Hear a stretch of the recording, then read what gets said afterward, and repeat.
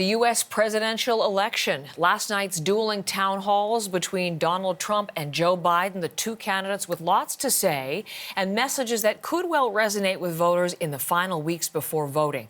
For Donald Trump, here's a moment that could dog him, refusing to denounce followers of QAnon, a bizarre conspiracy theory, who also make up some of his most ardent supporters.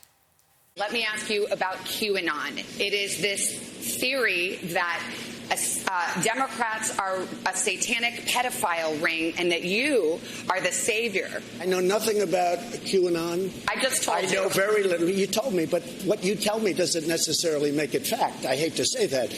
I know nothing about it. You do know. I don't know. No, I don't know. I don't know. Let me ask you another thing. Let's waste a whole show. Donald Trump in the NBC News town hall, potentially creating a problem for himself in the last weeks of the campaign. Refusal to reject his supporters who believe in that QAnon conspiracy pretty much echoes what he did in the first presidential debate when he wouldn't denounce white supremacists. That debate moment had him on the defensive for days and had Trump in a combative mood to start the night. As Ellen Morrow repeats and reports to us this morning, the town halls offered voters a stark contrast between the candidates.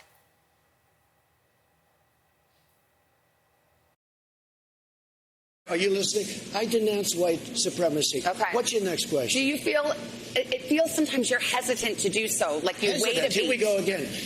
Every time, in fact, my people came, I'm sure they'll ask you the white supremacy question. President Trump on NBC, fired up and on the defensive, praising his own administration, not admitting any fault for his handling of the pandemic with more than 218,000 Americans dead, and repeating his baseless claims that there will be widespread voter fraud in this election. It was at times tense, Trump sparring with moderator Savannah Guthrie. Guthrie pressed him on why he retweets conspiracy theories to his tens of millions of followers. That was a retweet. That was an opinion of somebody, and that was a retweet. I'll put it out there. People can decide for themselves. I don't take a position. You're not like someone's crazy uncle who can just retweet whatever. That was a retweet, and I do a lot of retweets.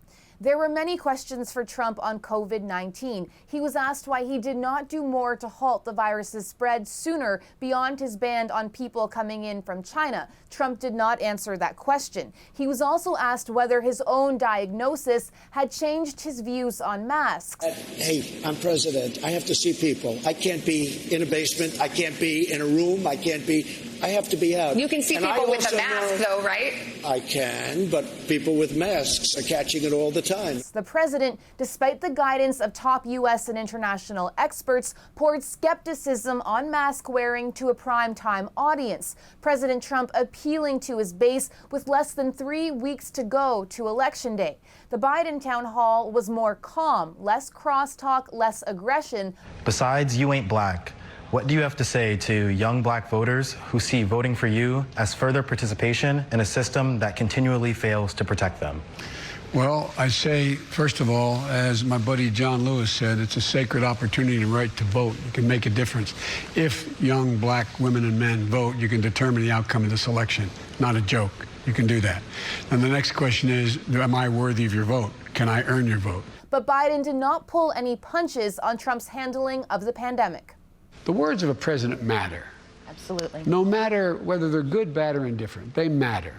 And when a president doesn't wear a mask or makes fun of folks like me when I was wearing a mask for a long time, then, people say, well, it mustn't be that important.